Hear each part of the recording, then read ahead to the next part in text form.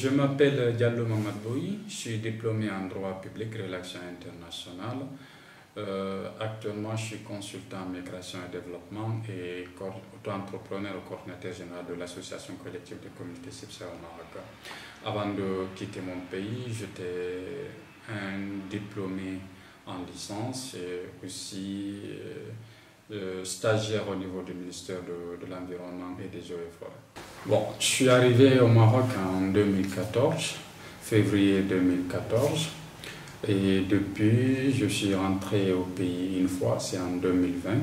Je suis allé voir ma mère et me renouveler mes papiers parce que voilà, je suis dans un pays étranger. Il fallait que je sois en règle, donc je suis allé faire mon passeport, voir ma mère, rencontrer quelques amis, voilà, et un peu visiter le pays. Voilà.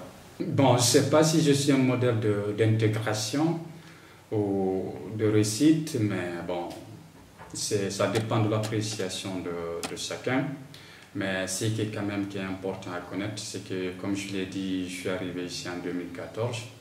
Et quand je suis arrivé ici en 2014, il faut dire la vérité, il y avait le phénomène de la migration, notamment, qui était trop en vogue.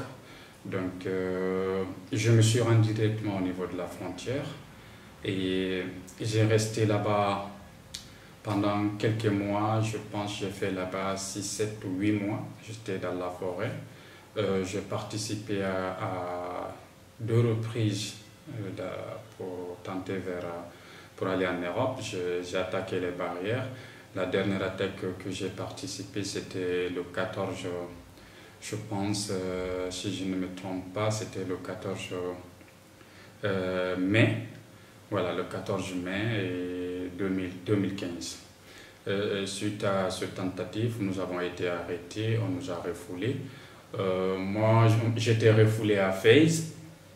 Quand je suis arrivé à Fès, j'étais avec un groupe d'amis et j'ai dit non, moi je ne vais plus me retourner dans la forêt. Si l'Europe reste uniquement par cette voie-là, donc je ne vais pas rentrer en Europe. Alors donc je restais là-bas, j'ai passé la nuit dans les environs des restaurants, à côté des restaurants là-bas. Le matin, j'ai marché là-bas, j'ai marché dans toute la ville de Fès. Je ne trouvais pas de solution pour trouver le transport pour comment dirais-je, arriver à Rabat. Et c'est ainsi que je suis allé dans un restaurant, j'ai trouvé un monsieur là-bas, je lui ai expliqué mon problème, un Marocain, et il m'a payé le billet. Donc il m'a payé le billet, il m'a acheté la nourriture, je mangeais, je suis rentré à Rabat. Et quand je suis rentré à Rabat, j'ai décidé de ne plus me retourner dans la forêt, mais de me battre pour pouvoir m'intégrer ici au Maroc. C'est à cet effet que j'ai engagé des procédures pour régulariser ma situation. Parce qu'en ce moment, ça trouvait que mon passeport même était expiré, donc était en cours d'expiration du moins, ce n'était pas encore expiré. Donc j'ai rencontré une organisation qui s'appelle le GADEM, donc je suis allé là-bas et je les ai expliqué mon problème, je voulais me régulariser. Donc ce qui était en ce moment pas possible, qui était trop difficile à faire. Mais bon, moi je tenais quand même à me régulariser, donc j'ai écouté des conseils que l'association m'avait donnés. À cet effet, j'ai fait une demande de régularisation. Voilà, donc j'ai fait une demande de régularisation avant même, comment dirais-je, le processus de régularisation exceptionnel. Donc j'ai fait ma demande de régularisation, ce qui n'était pas accepté, on m'avait refusé. Ensuite, quand on m'a refusé, j'ai continué comme ça. J'ai continué comme ça. En ce moment, j'ai commencé à fréquenter les organisations, de monter, descendre, voilà, rencontrer des personnes, solliciter un peu partout. Dans ce cadre-là, j'ai rencontré le président du collectif, qui était Ousmane Ba, au sein d'une organisation qui s'appelait en ce moment Aide Migration. Je ne sais pas si c'est Aide Migration ou quelque chose comme ça, j'ai oublié. Donc, qui faisait des journées nocturnes de distribution de kits alimentaires, mais aussi de kits médicaux. Donc moi j'étais un peu malade, j'étais souffrant, donc je suis passé là-bas pour voir comment trouver des solutions à ma santé. Donc c'est en ce moment que j'ai rencontré le président du collectif. Et notre rencontre, parce que voilà, donc notre rencontre était vraiment un événement, parce que il a trouvé que j'étais en train de discuter avec l'un de mes frères, qui était Camara là et qui est aujourd'hui aux États-Unis. Donc moi j'étais là depuis le matin, j'attendais, je ne trouvais pas de solution à mon problème. Après moi j'étais là un peu dans mes nerfs, donc j'expliquais à Camara que ce qu'ils font c'est pas bon. Des trucs, donc j'étais vraiment en dispute avec lui, c'est en ce moment que lui il est rentré. Après donc il a attendu que j'ai fini de discuter avec Camara, il m'a approché, il m'a parlé, tu es Peul? Je dis oui, je suis Peul, il a dit oui aussi, lui aussi il est Peul Sénégal. Et après, il m'a dit, qu'est-ce que tu fais ici? Je dis, je suis malade, je suis venu ici pour trouver de l'aide, mais depuis le matin, je suis là, voilà, je me balade, je ne trouve pas quelque chose. Donc, à ce moment, bon, on a pris les 16, on a commencé à parler, il m'a expliqué qu'il a une association et qu'il a constaté dans mes discussions avec Camara, je suis un homme engagé, est-ce que je pourrais adhérer à cette association en tant que volontaire, des trucs comme ça. Donc je l'ai dit en ce moment que, bon, pour l'instant, je ne peux pas donner une réponse nette, mais bon, on va essayer de voir ce qu'il en est, ce qui est de l'association, ce que vous faites. Après, voilà, je vais voir si je peux m'engager et travailler avec vous. Donc c'est comme ça, c'est commencé. Effectivement, c'est là le départ de mon processus d'intégration. C'est en 2018 que j'ai été recruté en tant que coordinateur du collectif.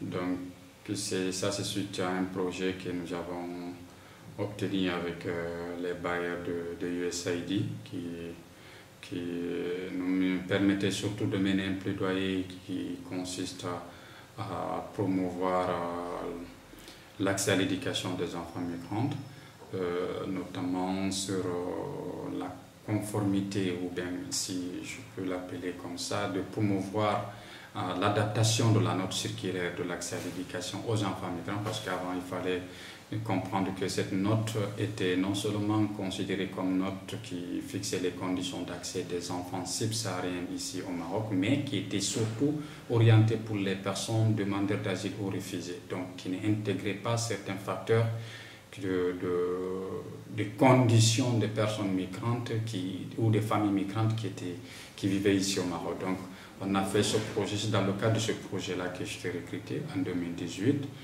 Et voilà, depuis là, nous avons continué à travailler dans la même lancée, à créer d'autres projets aussi, c'est-à-dire après ce projet, nous avons comment dirais-je, obtenu un autre projet qui concernait, comment dirais-je, la promotion culturelle, c'est-à-dire un projet culturel avec l'ambassade de France. Ensuite, on a continué dans la même logique encore jusqu'à ce que, voilà, maintenant nous sommes dans le cadre d'un consortium financé par l'Union européenne. Et toutes ces phases-là ont contribué quelque part à mon évolution, à mon intégration, si on peut les appeler comme ça. Mais comme je l'ai dit, cette intégration, bon, c'est une appréciation de soi, donc ça revient à chacun de le faire. Je ne peux pas vraiment me faire la promotion de dire que je suis intégré, parce que ça fait maintenant, je pense que ça fait 8 ans que je suis au Maroc. Jusqu'à présent, je ne maîtrise pas bien la langue, je pense que ça c'est une erreur de ma part. Mais voilà, donc c'est un peu comme ça que voilà, c'est venu, donc jusqu'à maintenant où nous sommes. Donc c'est pourquoi j'aime pas me citer comme un modèle d'intégration, mais bon, je pense juste, je me cite comme un acteur engagé qui travaille sur les questions de la migration et des droits humains, et voilà, qui fait de son mieux, pour non seulement promouvoir les activités de l'association dans laquelle je travaille, mais aussi de toute, voilà, au sein de ma communauté, au sein de différentes couches et acteurs qui travaillent sur la question de la thématique de la migration et des droits humains. Sur cette question, je pense que elle est difficile à répondre parce que ce qu'il faut comprendre, la migration au Maroc a pris des étapes d'évolution qui ont marqué la vie des personnes migrantes ici au Maroc. Au cours des premières années, c'est-à-dire, si je dis au cours des premières années, c'est-à-dire de 2014, c'est-à-dire du lancement ou de l'adoption du Maroc suite aux orientations de Sa Majesté le roi Mohamed VI, de la politique gouvernementale de stratégie nationale d'immigration et d'asile. Donc, de ces années de 2014 jusqu'à 2018, la migration avait eu une image vraiment qu'on pouvait qualifier d'un modèle de réussite d'intégration parce que par cours de 4 ans, le Maroc a pu faire régulariser au moins, au cours de 2 opérations de régularisation, a pu régulariser 50 000 et quelques personnes migrantes. Et que pendant ces 4 années, le Maroc avait développé des différents programmes qui allaient dans le sens de la promotion de l'intégration de personnes migrantes, notamment l'éducation, la santé, l'emploi, voilà, tout ce qui est formation professionnelle, donc la culture. Donc il y avait beaucoup de programmes qui étaient développés dans ce cadre-là, au cours de ces 4 années et qui étaient d'une part animés par différentes couches de la société civile, notamment des institutions des Nations Unies, mais aussi des organisations de la société civile marocaine, mais aussi des organisations migrantes même, parce qu'il faut reconnaître que au cours de cette régularisation, des organisations comme le collectif, comme le Conseil de migrants, comme l'ODT, il y avait eu des structures de migrants qui avaient pu se faire régulariser pendant cette période. Donc, qui avaient pu être reconnues comme des structures de droit marocain, mais qui étaient constituées uniquement des personnes migrantes, donc qui étaient venues de passage, mais qui ont reçu à s'installer et à s'intégrer et à s'engager à défendre les droits des personnes migrantes. Donc, ce qu'il faut reconnaître, c'est que pendant ces années-là, vraiment, on avait un engouement et le Maroc était allé au-delà parce que le Maroc avait créé toute une institution chargée de la question de la migration. Il y avait le ministère des Affaires de la Migration et des Marocains résidant à l'étranger. Donc il y avait d'autres départements aussi qui avaient des programmes, les départements ministériels qui avaient des programmes qui étaient destinés uniquement aux personnes migrantes. C'est comme le secrétariat en ce moment des droits de l'homme, c'est comme le Conseil national des droits de l'homme, voilà, c'est comme le ministère de la jeunesse et du sport et de la culture. Donc tous ces départements avaient, comme le ministère de l'éducation, donc tous ces départements, toutes ces institutions avaient des programmes au sein de leur département qui visaient la population migrante. Voilà. Maintenant, ce qui est vraiment quand même regrettable, c'est qu'au cours de ces dernières années, c'est-à-dire depuis 2018, nous avons constaté que toutes ces institutions se sont désengagées automatiquement de cette question de la migration. Donc, on ne voit plus maintenant des actions dans ces structures dont j'ai énuméré qui va dans le sens de la promotion de l'intégration ou même dans la promotion du respect des droits des personnes migrantes. Donc, ce qui en est l'exemple illustrant, c'est qu'au cours des 2 phases de régularisation que j'ai citées, la plupart des personnes qui étaient régularisées aujourd'hui sont en situation irrégulière. Et ce qu'il faut comprendre, c'est qu'au Maroc, la migration, elle se renouvelle. Donc, chaque jour, il y a un groupe de personnes qui rentrent au Maroc, il y a un groupe de personnes qui quittent, il y a un groupe de... Donc, il n'y a pas une évaluation de cette situation pour pouvoir créer d'autres conditions qui pourraient faciliter l'intégration des personnes migrantes. Donc c'est ce qui est vraiment aujourd'hui sur la question de la migration, une interrogation qui occupe la plupart des acteurs de la société. Au-delà de ça, il faut voir, c'est-à-dire ce recul qui est en train, ce forme de recul qui est en train de se développer, c'est cette question qui est liée aux arrestations et au déplacement au sein du territoire marocain dans des différentes villes. Donc, cela ça se traduit par quoi? On ne sait pas, c'est encadré par quoi? Par quelle décision gouvernementale? Personne ne connaît, donc on voit juste les décisions, c'est-à-dire les choses se faire et on ne comprend pas. Donc et cela, et c'est très grave parce que, c'est-à-dire, dans ce cadre-là, aucune forme juridique n'est respectée et aucune forme juridique n'est appliquée. Tu vois? C'est quand vous prenez une personne qui est en possession de son attestation de demande d'asile, qui est arrêté, qui cherche à justifier qu'il est un demandeur d'asile ou un demandeur d'asile, le mieux c'est de lire le document et comprendre c'est quoi cette personne, pourquoi il est au Maroc. Mais la plupart des cas, on récupère ces documents, on les déchire, on les jette. Et c'est ce qui est plus grave. Donc, c'est-à-dire la seule pièce maintenant qui peuvent peut-être d'une manière directe d'empêcher une personne quand il a arrêté d'être refoulé, c'est que la personne puisse présenter une carte d'immatriculation. Et dans ces arrestations, ces refoulements, ce qui est plus grave, c'est qu'elles manquent de toute forme juridique.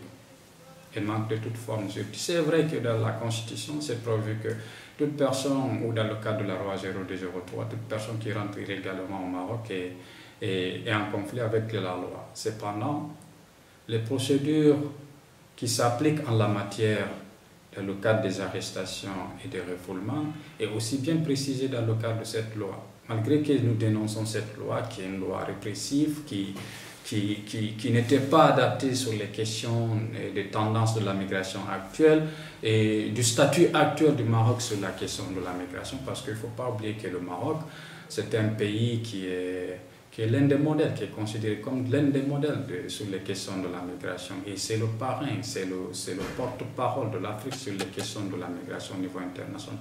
Exemple en est que l'Observatoire africain sur les questions de migration, il a élu son siège ici à Rabat. Donc voilà, ce sont des choses qui sont là, qui justifient ce que nous sommes en train de dire, c'est qu'elle est là, elle est fondée. Ce sont des éléments qui sont là, qui sont fondés. Voilà.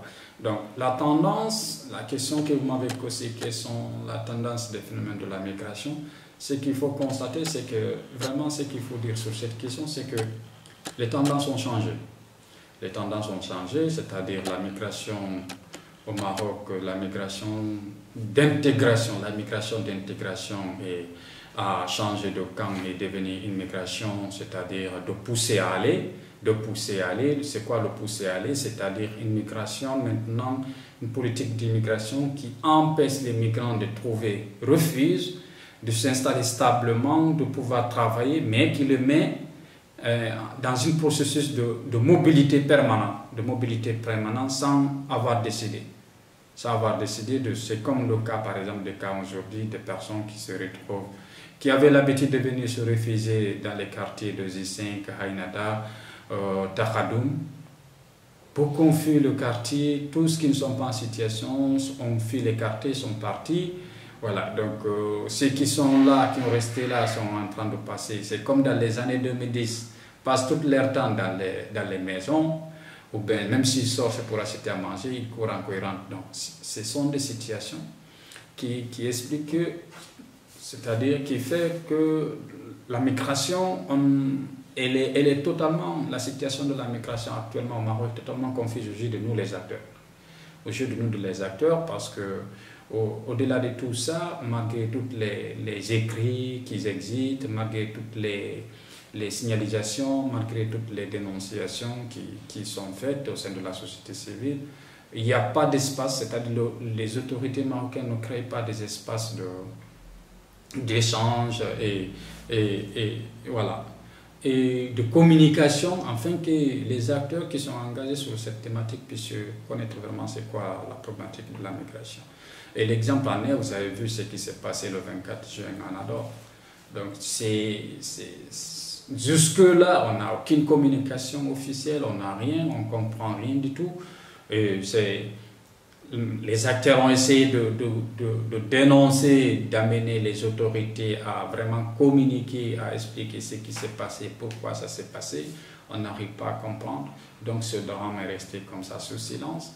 Voilà, donc il y a tous ces problèmes-là qui se manifestent. Et il faut comprendre que toute cette problématique de la migration s'applique à des types de causes de catégories de personnes. Ce qu'il faut comprendre, la migration au Maroc, il y a des gens qui sont là dans le cadre des études, ils sont uniquement venus ici pour les études.